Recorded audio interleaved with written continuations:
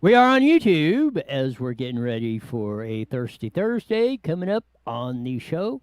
Well, of course, we got a lot of breaking news for those of you on YouTube. But that we'll have Tom Del Beccaro at the bottom of the hour. Talk about all the political stuff going on, and some of the videos we're going to show today. You're going to have a heck of a time with. So the first one we're going to play is almost absolutely unbelievable. You know the old saying, you can't fix stupid. It's a wonder nobody got hurt, but you'll see here in a sec.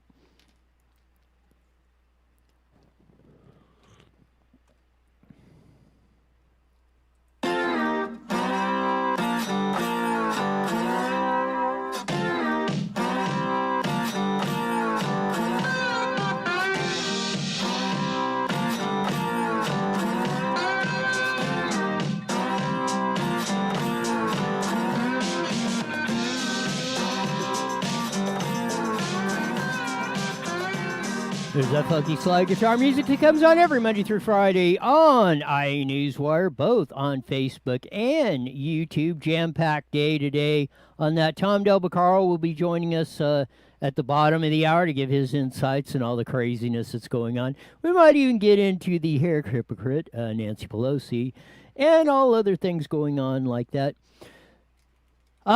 Big news day today, all the sorts of...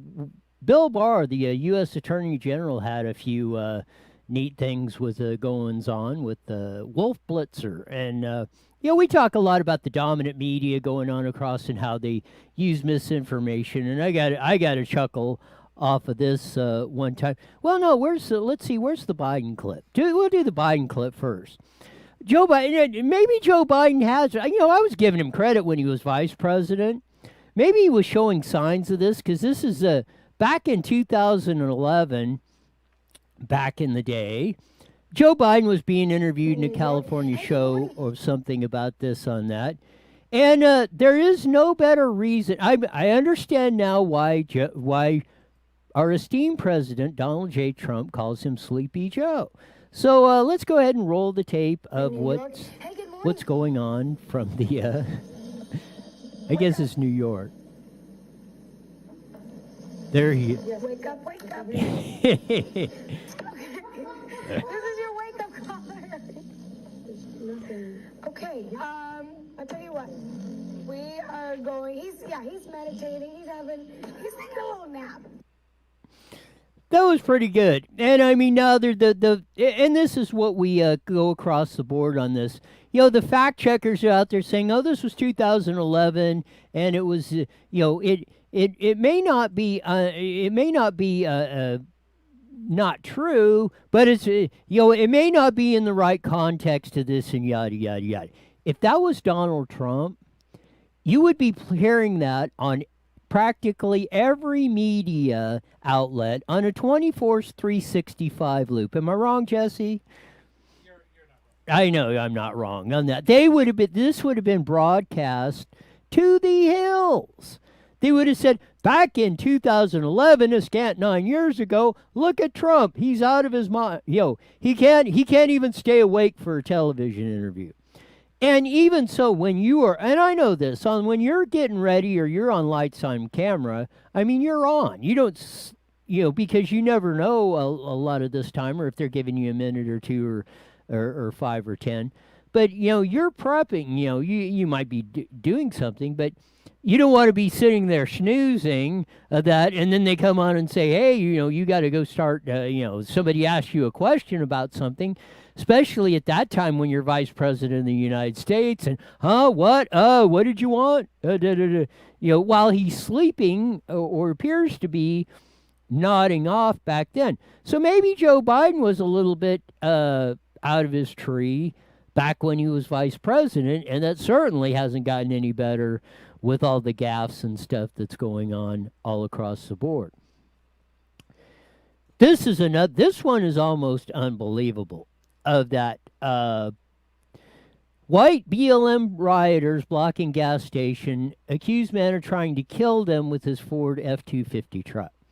So, Jesse, run the first few, after the black guy stops, and mute it because it starts getting into some bad language of that. But This is a confrontation at a gas station on that where a few of our, let's say, look like between teens and 20s brain surgeons think they're going to stop a F-250 truck. Roll it. Man took his vehicle and tried to pass it through a peaceful protest and tried to kill us. That's exactly what happened. Peaceful protest, look at this. So they're standing blocking the gas station. Now they're up against his truck.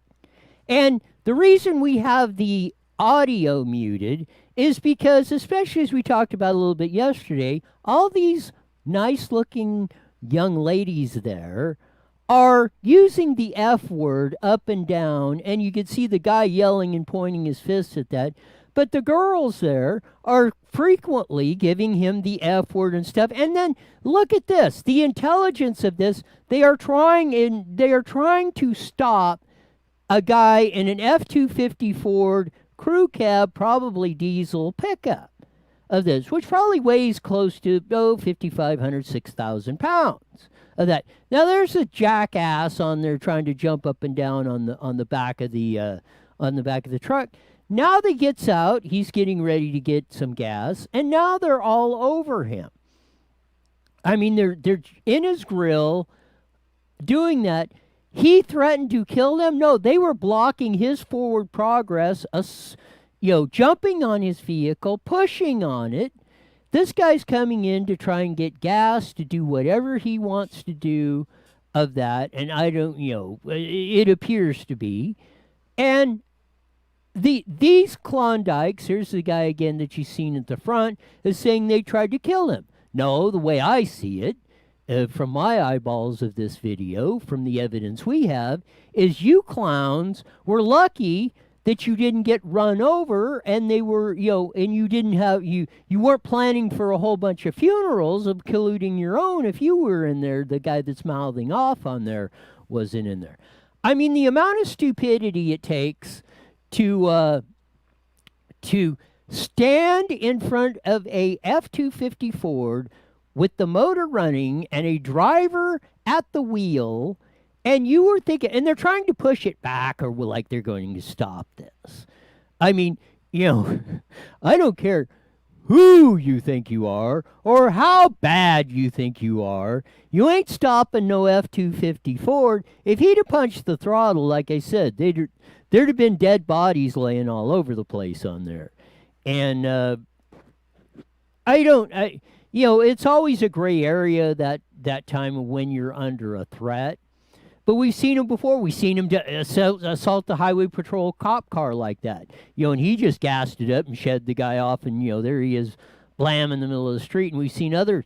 I think it was in Beverly Hills. They surrounded a lady in a car, and man, she just gassed it up, and away we went. So, in my mind, and the amount of stupidity you would have to stand in front of somebody in a moving vehicle. What is it? And I think I don't know if we showed it, but I remember the one in Walmart, Jesse, where the ding-a-ling was standing in front of it. I mean, somebody just, ran right over them. I mean, just big time. It was somewhere, it was like a big commercial center, let's say, parking lot on that. And, you got to be some sort of moron to be standing in the way of think you're going to stop a motor vehicle with your body on that. Again, it's absolutely amazing sometimes of the stupidity that goes on across the board on this. But couple clips. Attorney General William Barr was on today on that with the Wolf Blitzer. We're going to play a few short clips of what's going on. Here's number one, we think. Why are we getting no audio? Here goes the famous ad thing again. No, I don't know why. Sometimes these ad guys are getting smarter. They're double loading the ads on us across the board here. But the mail-in ballot controversy has been up and down and sideways. We haven't seen Here widespread fraud. But So far, we haven't tried it. well, And the point there's is, been a lot of us.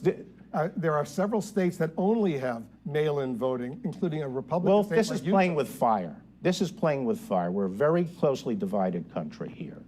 And if people have to have confidence in the results of the election and the legitimacy of the government, and people trying to change the rules to this methodology, which, as a matter of logic, is very open to fraud and coercion, is reckless and dangerous. And the people are playing with fire.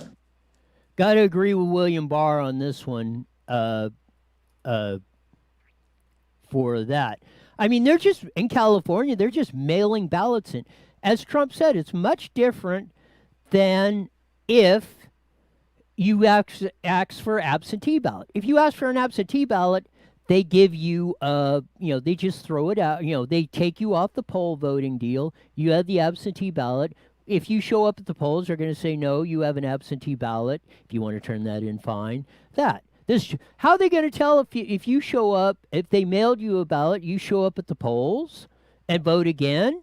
It's absolutely ridiculous. We talk a lot about the dominant media. Here's a short clip. Wolf Blitzer asked if CNN, or states that CNN is fair and balanced. Let's hear William Barr, Attorney General. And the media was a lot different. And And you had a different president, George H.W. Bush. You were the Attorney General. yeah, but the media should be fair and balanced, no matter who the president is. Doesn't give the media a license to lie the way a lot of the media is. I can speak for us. We are fair and balanced. Okay. I'm sure. I'm sure you would appreciate that, Yeah. and I'm sure. And notice the big chuckle that William Barr has when Wolf Blitzer said, "Oh yeah, we're fair and balanced on that." Anything could be far from the truth. The amount of statistics they want to talk about, the one on Joe Biden, being taken out of context. CNN and MSNBC and the New York Times and Good Morning America and all these other dominant media ones take so much out of context it isn't even funny. It just proves my point. And I mean, it's a wonder. It's a wonder William Barr only just gave just a sly grin chuckle out of that. I would have had a hard time just containing myself, doubling over, with just a gut-busting laugh going on all over the place. Because man, it's a crying shame, because when CNN first started out, when Ted Turner first started that, about 30 years ago. Maybe even longer than that. Was about 79, 80, I think, as CNN started. It was a news outlet. They reported the news. There was probably a little bit of commentary. I remember the old crossfires with Tom Braden and Pat Buchanan on that. But now they've evolved to this. We're going to be on with Stephanie here on that for a little segment. So take it away, Jesse. And all across Fisher's fence on the COVID thing. I mean, I guess anything that can happen would happen. I mean, we've had lockdowns, non-lockdowns opening up, masks, don't wear masks, maybe wear masks, kind of do this, maybe tie a pink ribbon around your, of your small toe or something to do COVID. I mean, is that how absurd? I was wondering where you were going with that. I mean, how absurd of all the stuff we have done on that. Now we're getting a big barrage again. L.A. County Farrar, the witch down there that runs the health department, you can't go out on 4th of July, on Labor Day weekend, because Monday will be coming up on, this will be the big Labor Day weekend coming up on that. So you're hearing the whole barrage of this on that. None other than the guy that's been put in, which I am so happy that we're not seeing the sawed-off guy, Anthony Fauci, the face of the COVID Task Force 19, and Birx to an extent, but the face of COVID-19 Task Force for the Trump administration is now Dr. Scott Atlas, which we featured many times on this show, and agrees like 98% of the time with the experts we've had on, Dr. Kelly Victory, Dr. Steve Hotze, Dr. Jeff Barkey, and epidemiologists, virologists, and everything else we've had on the scene. But I just want to play a little bit. This is an article from Fox News, but I want to play just a short clip from the reporterette on the Fox video what Anthony Fauci is recommending for this weekend. This weekend's Labor Day holiday will be key to deciding if the U.S. is able to contain the coronavirus pandemic this fall. That from Dr. Fauci. He says if people don't wear masks and socially distance, we should expect spikes in cases like the ones that followed Memorial Day and the 4th of July. Joining me now is... So there you go. He's advocating again for, Fauci is putting out the warning signs. If you go to your mom's house, you're going to kill her. Right. And the whole rigmarole that we've been through, and we've been through this drill 8,000 times of what's going on. This is the danger of what, and we've been bringing it out, the studies. Ron DeSantis of that, and Dr. Scott Atlas was there with him. I think it was on Monday or whenever he was there, going through this, how they're not doing this again. And it didn't work. The overwhelming evidence is any small benefit we got out of any of that, and Ron DeSantis has said it, Kelly Victory, a lot of experts have said it.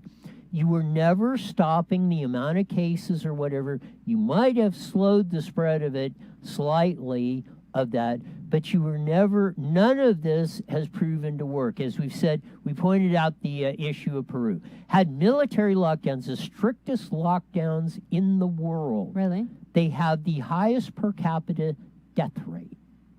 Huh. So if all of this stuff worked, if the isolation and all of this stuff worked, why does Peru have the highest fatality rate? There's a new study, and this was part of the video that was on there. Scott L. Luskin on Fox News opinion piece published earlier, I think early this morning. He published it in the Wall Street Journal of that, and Fox News has some experts of it. Donald L. Luskin, COVID-19 lockdowns are a failed experiment, didn't contain the spread of the disease. Imposing shutdowns appears to have been a large policy area. I just want your first reaction to that off before we read the Scott's opinion piece. Okay, the first part that I saw was failed experiment. What do they mean? Yes. Did I pick up on the right thing though? Yes. Yeah, I'm catching on this crap and it sucks. But what? No, I want to go through that. I mean, I don't know how far you got into biology or experiments, but the Petri dish, like you say, experiment, okay? As we did, we went with John DeBerry of Tennessee yesterday of that, saying this is a 50-year deal. And we pointed out Mason Weaver and a lot of us, Susan Shelley, Mark Moyser, the attorney, Tom Del Beccaro, all of them. They've been saying this stuff's been going on for years behind the scenes. Of that this didn't start yesterday. You and everyone is the experiment. You are the Petri dish. No, we're not. Yes. Don't say that. You're going tinfoil hat. It's gonna make me cuckoo. Flip up the article. This is the opinion piece he writes in the Donald Luskin writes in the Wall Street Journal, as posted on Fox News. 6 months into the COVID-19 pandemic, the U.S. has now carried out 2 large-scale experiments in public health. First in March and April, the lockdown of the economy to arrest the spread of the virus, and the second, mid-April, reopening of the economy. The results are in. Counterintuitive though it may be, statistical analysis shows that the locking down of the economy did not contain the disease spread, and reopening didn't unleash a second wave of infections.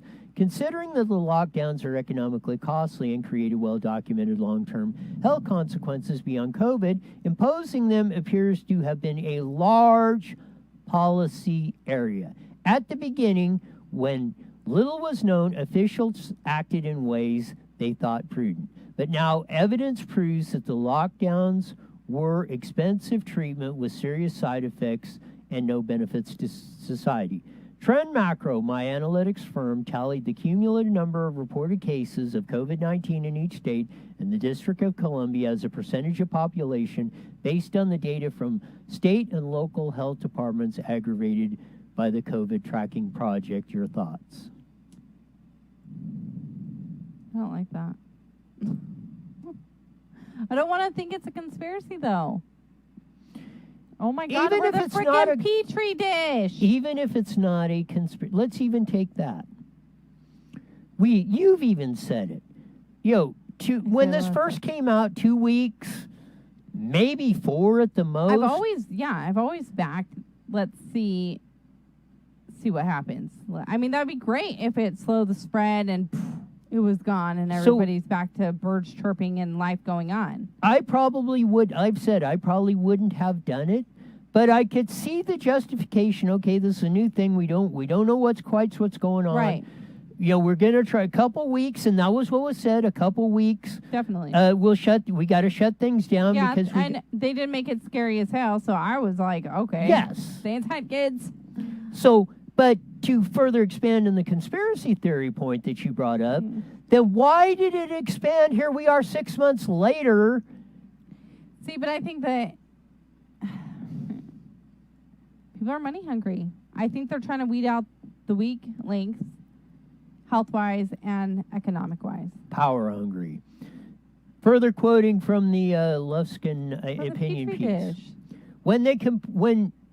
When then compared with the timing and intensity of the lockdown in each jurisdiction, that is, measures not by mandates put in place by government officials, but rather by observing what people in each jurisdiction actually did, along with their baseline behavior before the lockdowns, this is captured in a highly detailed and anonymized cell phone tracking data provided by Google and others, tabulated by University of Maryland's Transportation Institute and Social Distancing Index, measuring from the start of the year to each point of the maximum lockdown, which ranged from April 5th to 18th. It turns out the lockdowns correlated with the greater spread of the virus. States with longer, stricter lockdowns had larger COVID outbreaks. 5 places at the harshest lockdowns, the District of Columbia, New York, Michigan, New Jersey, had the heaviest caseloads. So Google's in on this? They use Google stuff, but no, this is statistics analysis by a very well-respected firm that is done. They make their living doing this. They have run the statistical analysis and have determined that the lockdowns have done way more harm than good, help spread the disease more than the places that did not lock down. And if you don't doubt that, explain to me Peru. If they're on a stronger lockdown, though, how would it... I mean, I'm not saying I doubt it, because I really don't, because you figure you put a family of 6 in the home, one has it, it's going to go to all of them, obviously. But how would it spread more? In a more lockdown... Because this has been my theory of this whole thing, and I'm not a PhD virologist or epidemiologist or anything else, but you look at the areas where this thing has spread, and it goes exactly what you said. If you're in the same house and you get it and it spreads, right, kind of like the cold or flu season when it goes to school and everybody gets it, when you're in a dense environment, it's going to spread. Right. When you're in South Dakota, when there's 13 miles between houses, it's not going to spread. Right. Common sense. And that's why in these highly densified areas you have the problem. And I think that's a large reason of why that makes sense. It spreads in those areas. It has nothing to do per se with the amount of deadly. If COVID breaks out in New York City, it's going to kill 30,000 people because they're all packed in there like sardine cans. Right. And, again, I don't want to upset Steven, but, the air conditioning and the real stuff and everything else on that, contributes to that. The CDC has it on their guide. They've been saying this for years. Not that there's anything wrong or there's a lot. I mean, there's things you can do to it, but naturally when you're in that environment, enclosed environment, you're doing that. And I know they try and put fresh air in, but it's still, you're much more susceptible to anything like this. Right. So if something that is like COVID, like that, and even of the part where Governor Cuomo of New York sent 5,000 of nursing home patients back to the nursing homes with COVID, when that was the ultimate high at risk, and where most of the people died were older people with pre-existing conditions and all this stuff. He sent them back into the nursing home. I mean, like that's why like would he do that's that? like a death sentence. Exactly. And then you're complaining, oh, it's spreading like crazy. Well, yeah, if you wouldn't do stupid stuff like that. Right. And that's why Ron DeSantis in Florida said we went in and isolated the nursing homes and stopped it, and we didn't have near the death rate per capita that New York City did, even though we have Miami and a lot of places are very dense population too. See, I think like Dr. Kelly and many others have agreed with too, we should have focused on the ones that needed that special care more or that were more likely to catch this virus, and then let the younger, healthier generation go out and still keep our economy afloat. So now what are we going to do now that we're all in debt? How's our taxes going to be? Now I'm worried about taxes. See what you did to me? I don't know. I mean, and schooling too. Yes, look at what they've done. I mean, it's like, now my kids, now if we go out anywhere, it's like going out of the house and speaking to humans. It's like becoming a weird thing. That should not happen. In a child, that should not happen. When they see a kid, they're like, it's like a alien now. It's like they don't exist. It's sad. Us 1.3%ers that were out there shouting this for decades still think we're crazy? I mean, yes, but I think you hit it on the head sometimes. People don't want to admit that something is corrupt or wrong. People don't want to admit. I hate admitting that you're right, and you usually are, but it's always the things that are like conspiracy or like scary. People don't want to admit that this is all kind of just a bunch of, I don't know, petri dishes, and we're a freaking experiment. Oh my God! But isn't it? But look what they're doing. No, because really, it's look at how many cases people aren't rising. Death toll has the death toll rose at all? Just even to our show or up to Donald Trump. I mean, you talk about small potatoes to maximum. Look when we have told the truth or what was going on. Look at how we've been vilified and all this by the other side of it. No, exactly. And how else can you describe it? You hear John DeBerry and every Mason Weaver and everybody else. How else Kenny White? How else could you describe this? But we are this experiment in a petri dish. That just breaks my heart. I mean, like you said, let's go back, do it for a week or two. We don't know what it is. Let's try something new and see if we can knock out maybe other diseases that come along. But it's been long enough. Schools need to open. Life needs to go back to as best as it was before. I mean, all those stores and things that are closed, it's heartbreaking. 1 minute. When's 1 enough to be minute. enough? This damn thing. There was just to update it a little bit, there's another study that came out from Lancet. Actually, the premier science study or science exchange of information where they study and do this and peer-reviewed, probably the gold standard in this, came away with basically the same conclusion as Donald Luskin. So that the COVID lockdowns, mask wearing, and everything else has done far more damage by eons than any benefit we may have gotten by locking down. Okay, here we go. 10 seconds. Go to KMET1490am.com and download your free phone app today. IE Newswire Daily is on the air. The following is a paid program. Views and claims expressed are those of the program producer and are not endorsed by this station. Opinions expressed are not necessarily those of radio station KMET, its management, employees, or affiliates.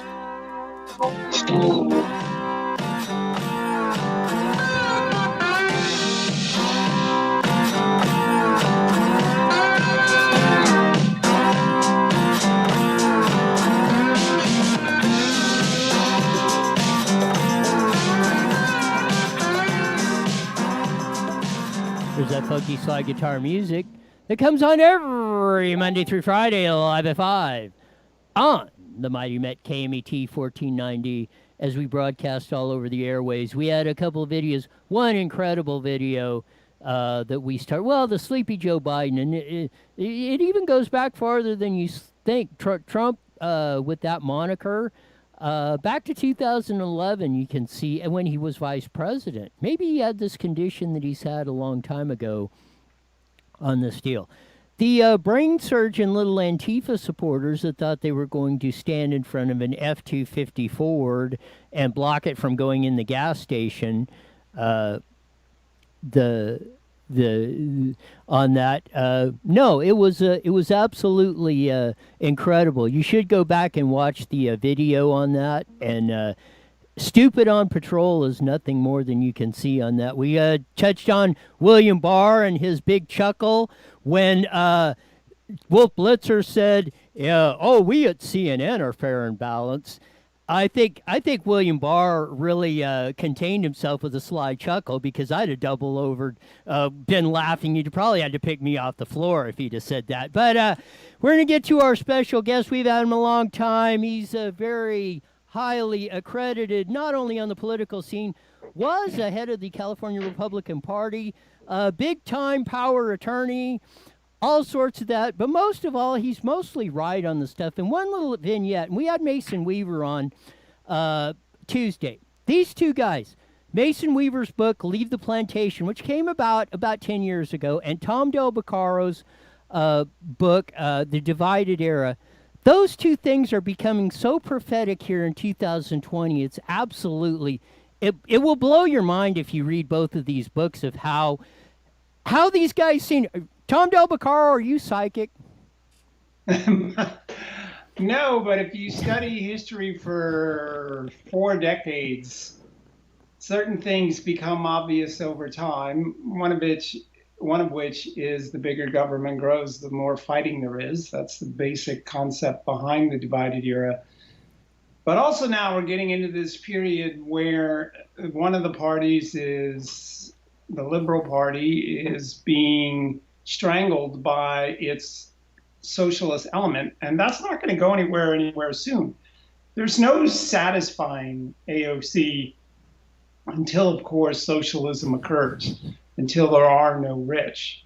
And the Democrats, that's where they're caught right now. But beyond that, I am stunned to watch the news today where Joe Biden's campaign weirdly is following the Trump campaign around the country.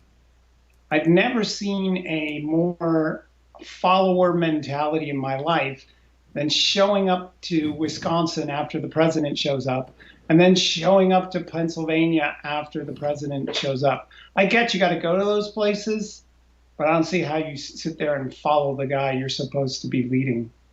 Maybe he's in such a mental state he can't do a calendar, so he's just stalking Trump. That's what flashed in my head. Now, this is just really bad campaigning. You know, now they've come out, of course, and they're against the riots. They said nothing about them during their convention. Now they're against them. The problem with that, of course, is both Biden and Harris have been for no cash bail. Of course, no cash bail means that you get booked, but you're let out right away. In New York City, that led to, I think, 3 or 4 crimes in a single day. And it also applies to violent criminals. And so it's a very deeply troubling and bad system. Of course, California has that as well. And so they don't have credibility on this issue. If you look at the 3 issues facing America today, first of all, foreign policy is off the map. And that is demonstrates success. When an election is about solely domestic issues, that means there's success on the side of the incumbent party. But the 3 issues you look at, COVID, the economy, and this violence, none of those are working in the Democrats' favor. Excuse me. No one thinks Joe Biden's and his tax increases is going to be better on the economy. No one believes now that the Democrats have a leg up on COVID. They can complain about the president, but the problem is their programs are no better. And Joe Biden wanted to keep the country shut down as he had to face deep into March. He had a rally, so he's got no real credibility there. And so many people are tired of the shutdown.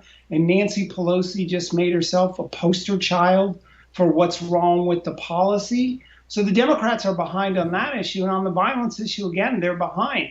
They're going to have to come up with a different issue in the last 60 days if they expect to win.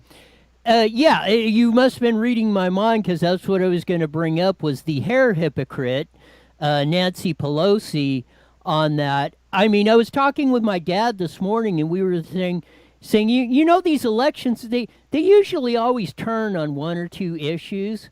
And I think we were talking this morning, the Nancy Pelosi thing has a potential, I think, to be a game changer. Because a lot of people that were looking to the Biden-Harris camp or leaning that way, I'm seeing a lot of those just seeing the blatant hypocrisy and arrogance of Nancy Pelosi pulling this little stunt and then trying to blame the salon owner after it all comes out. Yeah, that doesn't work. Even if she was, even if there was some confusion about indoor or outdoor, the fact is she wasn't wearing a mask either. So she's got no credibility on the issue. And to blame the other people fits right into, you know, it's great to be queen, it's great to be ruler, I don't have to abide by those rules. And it really pulls the rug out under the whole, you know, when you saw Fauci in the stands not wearing a mask, when you saw her doing that, it really takes away the issue. And I think the issue does not favor the Democrats anymore.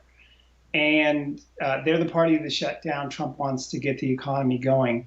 And Joe Biden, of course, had to switch his position now. He's switching a lot of positions because he said crazy things during the primary. Now he's got to uncrazy himself. And he said like 3 weeks ago, oh, well, you know, shutting down the economy again.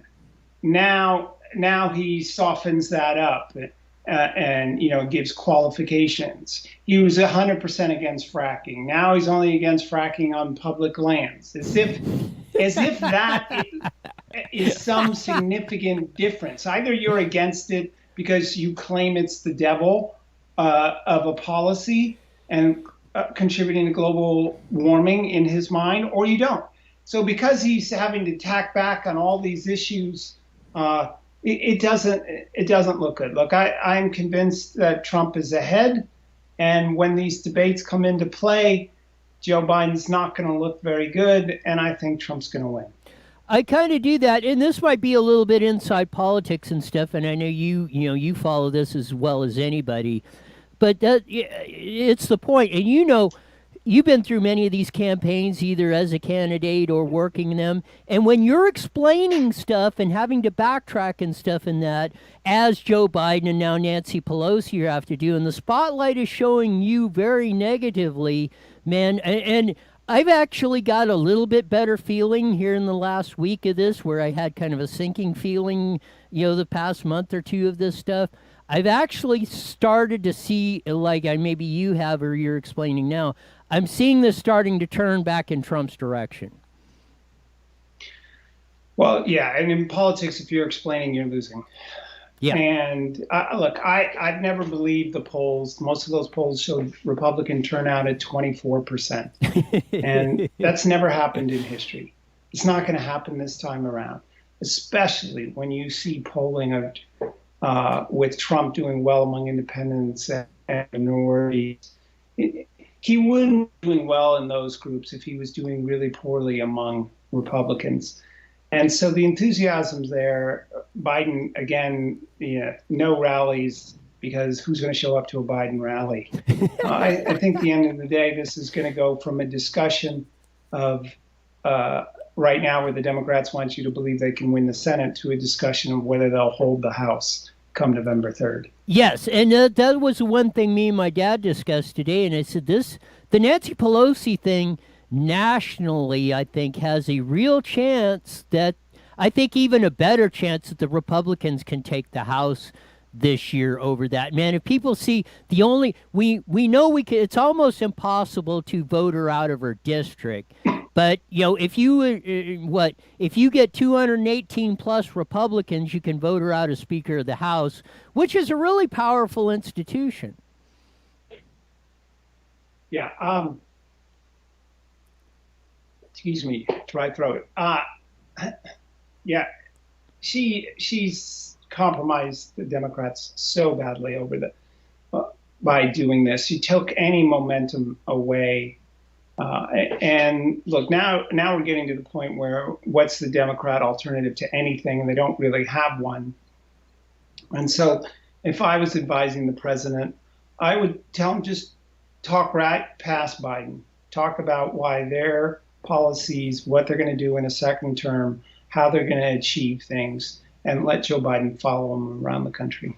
One last thing I want to get to, and William Barr addressed it with Wolf Blitzer on that, of the mail-in ballot thing, and he said, watch out, this thing has a potential. And I'm wondering, you pointed out the Republicans polling at 24% turnout. I wonder if they're factoring in, or they're trying to set us up as that to when it comes down and, the Republicans didn't show up, there was only 24%, but the Democrats turned out at a Hugo Chavez clip of 103%. Yeah, that's their polling that shows that. The Republicans are going to show up at around 35, 36, 37, 38%. There is no question on a variety of levels, whether it's Adam Schiff saying again that the Russians are involved, or they're against mail-in voting. They are already trying to delegitimize the Trump victory.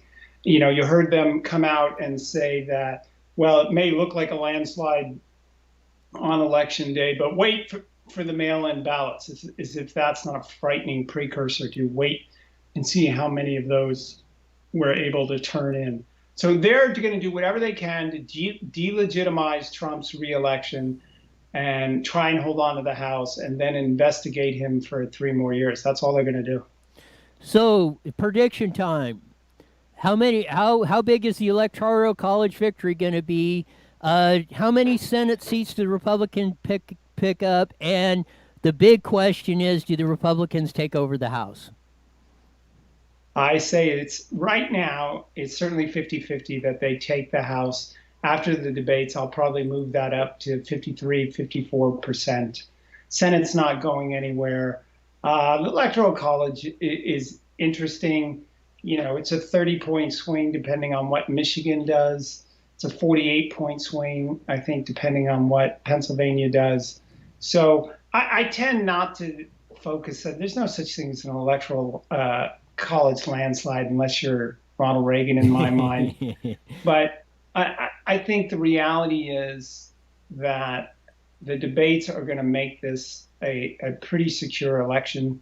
And that's why, to me, it's still more likely than not the Democrats could lose the House. So I appreciate you bringing me on. You got it. And people can go to politicalvanguard.com to pick up more info.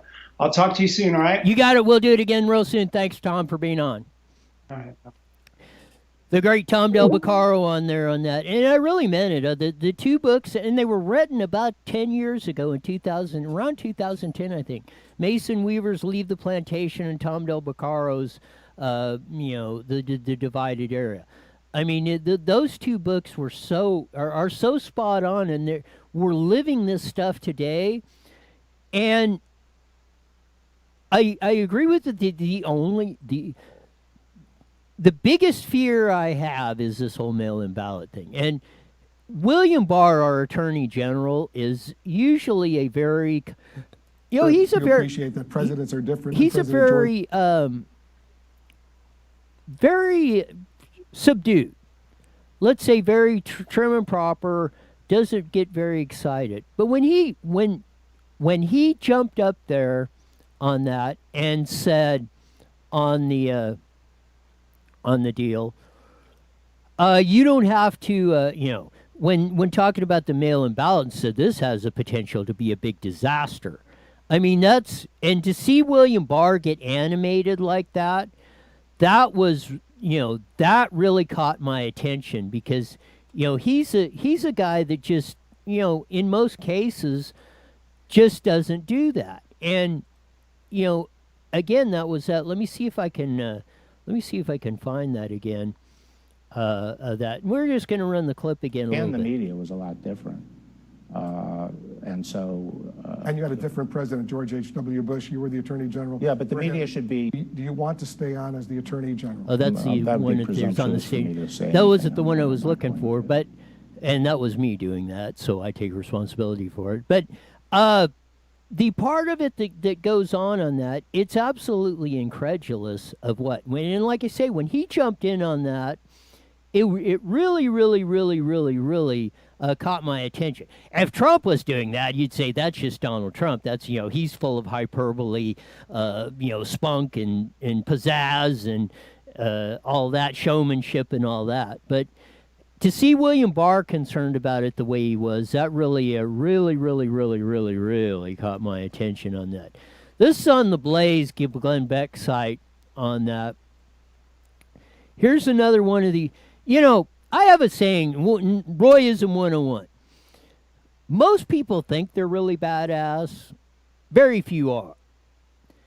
There's this guy's running around, Matthew Banta. He was, he's a little Antifa one. Pull up the photo of this cat. He's been arrested before, but he goes by Commander Red. He makes a lot of threats and this and that. Here's the title. Antifa commander cried in the fetal position after being caught with a flamethrower, smoke grenades on his way to protest. Matthew Banta was previously arrested and posted bond after allegedly pointing a loaded rifle at a cop. Note to Matthew Banta. You are very lucky to be alive if you point a loaded rifle at a cop in the first place. The second place is, if you think you're a little badass running around organizing all this stuff, going back and forth, then stand up like a man. When you get arrested, don't sit there and cry in the fetal position. No, we've seen this happen. It happened in one of the Oregon ones. We had one of these guys acting all tough and bad when he's out there and all his little Antifa buddies are supporting him. But when the real law enforcement showed up, they had oh, no, you can't hurt me. Oh, this is what the real, actions have consequences, Matthew. And like I said, if that's what happened, allegedly, if you pointed a loaded weapon at a cop, your little butt is lucky that you're still standing on the top side of the grass.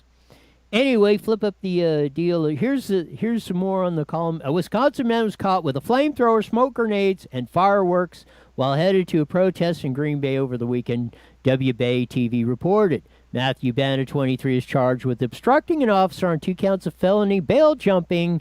The station reported he also known as a violent Antifa member who incites violence in otherwise relatively peaceful protests, WBay said during citing the criminal complaint. Believe it or not, Banta is also known as Commander Red, police told the station. So there you go. The little twerp, in my view, is out there that, again, we're when we think we got a backup on this stuff, we're Mr. Badass. And what struck me of that, and like Tom Del Beccaro said, and others have said on this, they all, we're peaceful protesting. Flamethrowers, grenades, having little chump changers like this running around, agitating this stuff. Yes. Oh, yeah, right. Jesse said, it could be a way to get rid of the bugs while you're barbecuing. I think the barbecue doesn't get enough job of that. No, that's why we should go back to coal-fired barbecue. So if you see a little few bugs, just open it up and let the smoke go out. Take care of do a little bug abatement on that. But no, it's crazy. These little cats that think they're out there. But this is all it takes, and they know that. The organizers, who's ever running this whole, pick whatever conspiracy theory you want or whatever. Whoever's behind all this stuff knows how to push the buttons and knows how to move people. Because that's all it takes is one. You just have to send one or two people in, like Matthew Banna, to go up there, even if the intention was the people that showed up to be a peaceful protest of that. And like John D. DeBerry said back in the day when his dad took him to the Martin Luther King, marches and stuff. We were there in our suits. We were respectful. We did that. But all it takes is one or two people to light up a crowd, and pretty soon you got chaos, mayhem and stuff going on. If you're going anywhere with a flamethrower, grenades, loaded weapons, and that, you are not playing defense. You are not defending, or you are not defending your life or property per se. You are out there. You are on a warpath. You are on the offensive, per se. You're going to take territory or something. You're out there to take over something, take territory, kill the enemy, whatever it takes. Because there's no reason to be walking around starting a protest, not if somebody's attacking you, but you're supposedly starting a peaceful protest of showing up with those kind of weapons, if that was your intention to be a peaceful protest. That right there is, de facto evidence to me that shows that you were out there of doing this. And we've seen these types of individuals happening in these hot spots: Portland, Wisconsin, New York, Seattle, San Francisco, LA a little bit, all across the board where this has happened. We have seen this come all up and down the line. And that's why I say that it doesn't take much. All it takes is that. It's like that. It only, like Smokey the Bear says, it only takes one spark to start a forest fire. And that's what it does. In these situations, it only takes one little piece, one little yahoo in here to start rallying up the crowd, or thinking you're going to be a bunch of brain surgeons and stand in front of a pickup truck or something and stop it.